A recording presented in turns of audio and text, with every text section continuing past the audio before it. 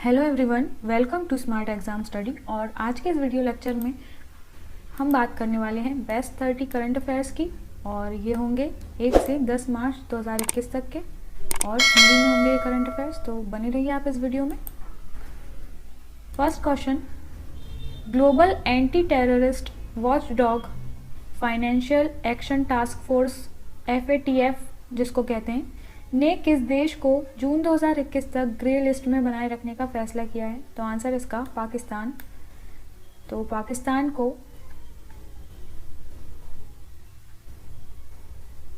Financial action task force FATF ने grey list में ही बनाए रखने का फैसला किया है।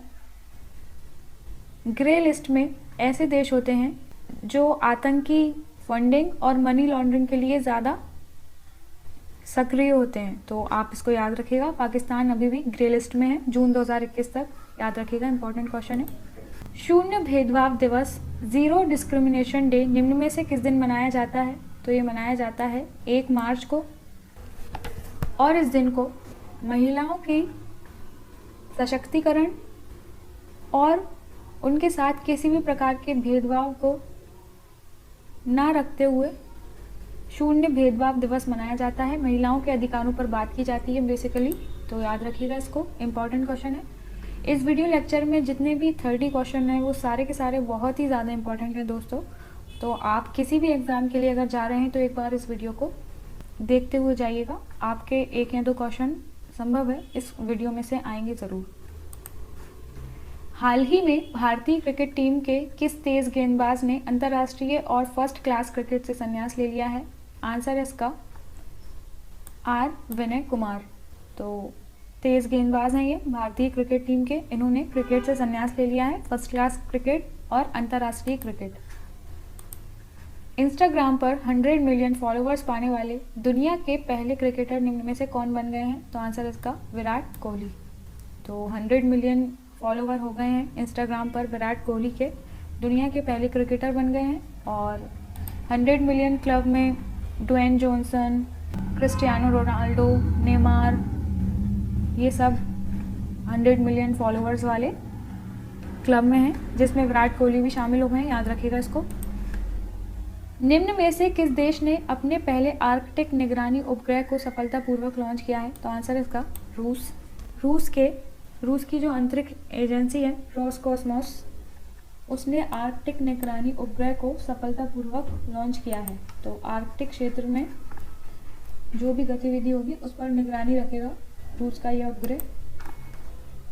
प्रेस सूचना ब्यूरो PIB के प्रधान महानिदेशक का पदभार निम्न में से किसने संभाला है? तो आंसर है इसका जयदीप भटनागर,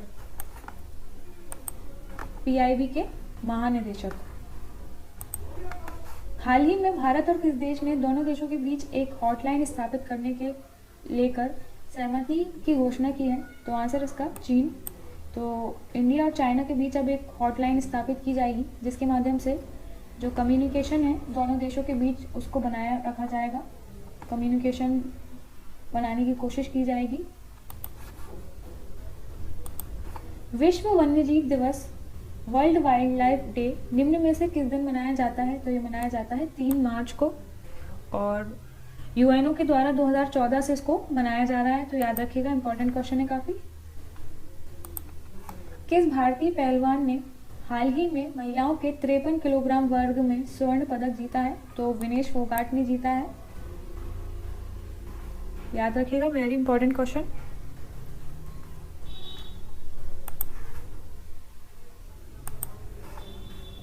संसद टीवी के पहले मुख्य कार्यकारी अधिकारी के रूप में निम्न में से किसे नियुक्त किया गया है? तो संसद टीवी अभी लोकसभा टीवी और राज्यसभा टीवी दोनों को मर्ज किया गया है, और मर्ज करके चैनल का नाम रखा गया है संसद टीवी, और उसके मुख्य कार्यकारी अधिकारी होंगे पहले रवि कपूर। तो याद रखिएगा इसको, काफ़ी इंपॉर्टेंट है।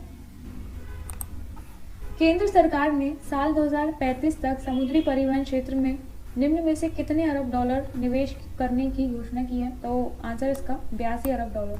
2035 तक समुद्री परिवहन क्षेत्र में 82 अरब डॉलर खर्च किए जाएंगे, निवेश किया जाएगा।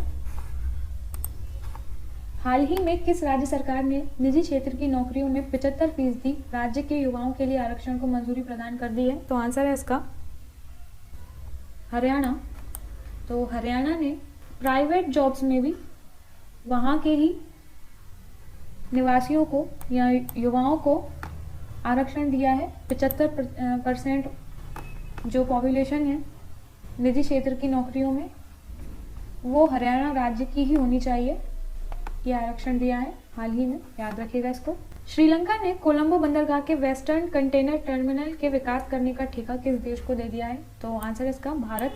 तो भारत इसका विकास करेगा, कोलंबो बंदरगाह के वेस्टर्न कंटेनर टर्मिनल का, याद रखिएगा।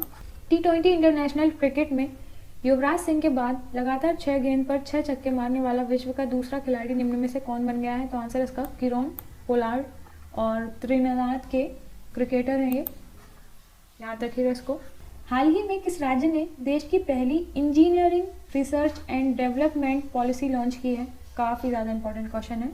तो ये लॉन्च की है कर्नाटक ने।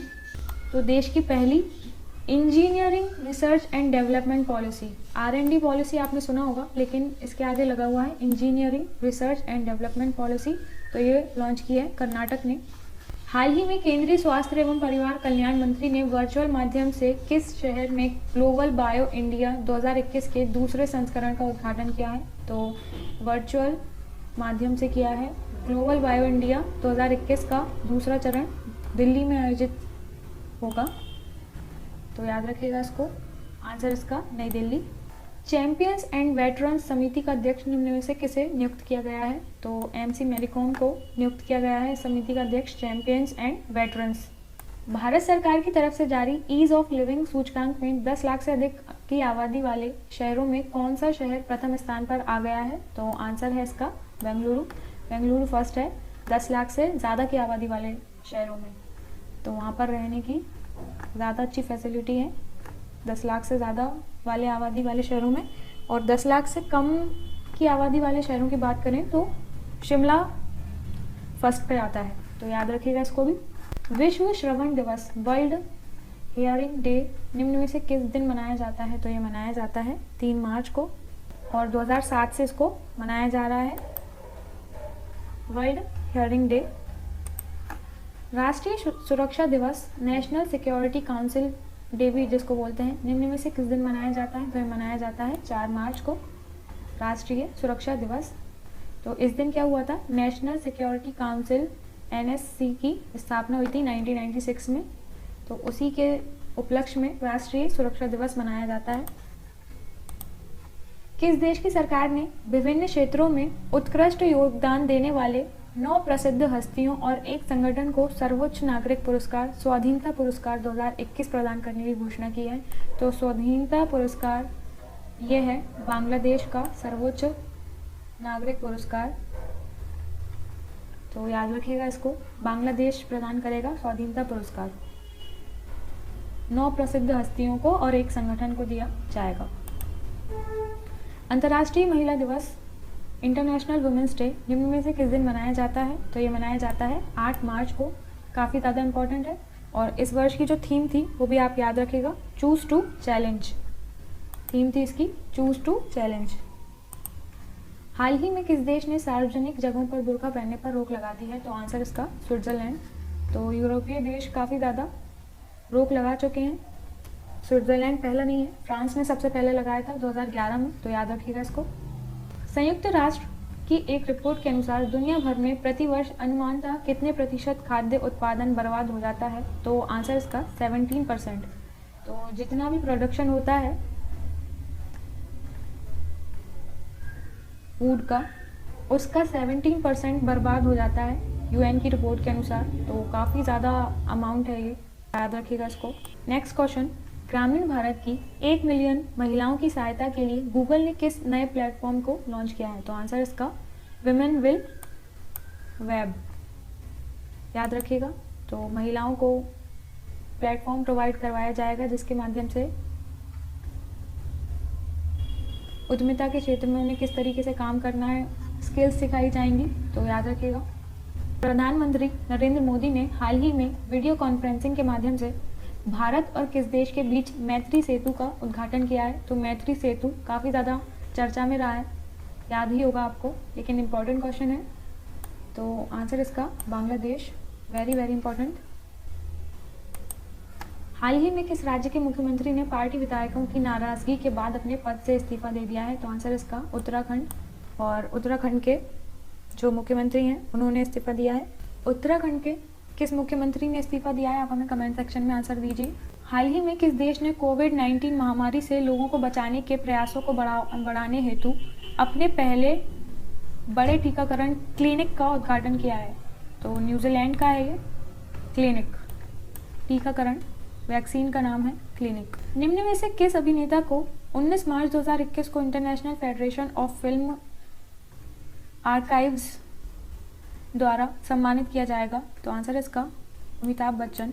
तो अमिताभ बच्चन पहले ऐसे इंडियन एक्टर होंगे जिनको इस सम्मान से सम्मानित किया जाएगा, याद रखिएगा, वेरी इंपॉर्टेंट है।